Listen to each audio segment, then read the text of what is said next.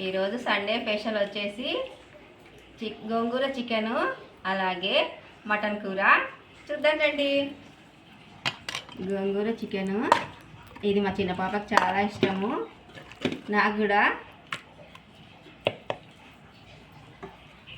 అలాగే మటన్ వచ్చేసి ఇప్పుడే వేడిగా చేసినానండి.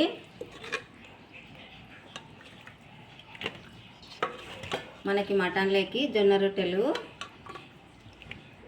చాలా అంటే చాలా బాగుంటుంది. మటన్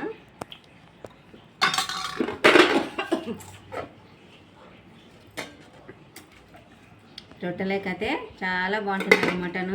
ఇప్పుడు ఎట్లుందో తిని చూసి చెప్తానండి. బాగా వేడిగా ఉంది.